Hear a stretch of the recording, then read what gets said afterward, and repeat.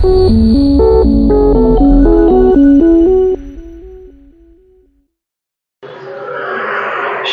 Viewers, আসসালামু আলাইকুম। আশা করি সবাই ভালো আছেন। আপনাদের সামনে আজকে আলোচনা করব একটা অত্যন্ত গুরুত্বপূর্ণ টপিক নিয়ে, যেটা হচ্ছে যে পুরুষ এবং মহিলা উভয়ই তাদের জীবদ্দশায় একটা অনেকেই এই অভ্যাসের সাথে জড়িত এবং পরবর্তীতে এই অভ্যাসের কারণে বেশ কিছু সমস্যায় তারা আক্রান্ত হন। তো সেই সমস্যাটা হচ্ছে হস্তমৈথুন। এটা হচ্ছে অস্ট্রেলিয়াগো কম্পোজিশন, আর এটার কম্বিনেশন যদি আমরা দেখি তাহলে এটাতে কম্বিনেশন করা হয়েছে অস্ট্রেলিয়াগো 6C, বুফোরানা 30C, ক্যালেডিয়াম স্যাগ 6C, অর্গানাম মেজ আছে 1D, স্যালিক্স নাইগ্রা 1D, স্ট্যাফিসাইগ্রা 6C।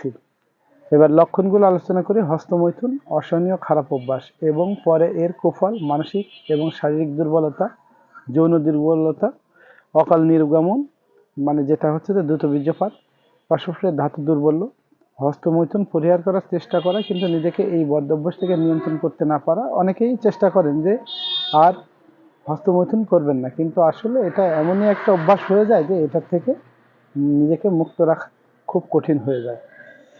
র্যাক্স 43 নম্বর হস্তমৈথুনের জন্য খুবই প্রয়োজনীয় এবং অত্যন্ত কার্যকরী মেডিসিন। আপনারা যারা হস্তমৈথুন সমস্যায় জর্জরিত বা এই অভ্যাসের সাথে জড়িত, তারা র্যাক্স 43 নম্বর কম্বিনেশন ড্রপটি ব্যবহার করে দেখতে পারেন। আশা করা যায় যে হস্তমৈথুনের সমস্যা থেকে আপনারা অচিরেই মুক্তি পাবেন।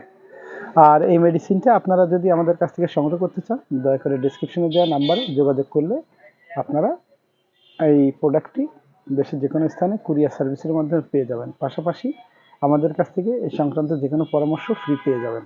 আর আমাদের ভিডিওটি ভালো লেগে থাকলে দয়া করে লাইক শেয়ার করে দেবেন।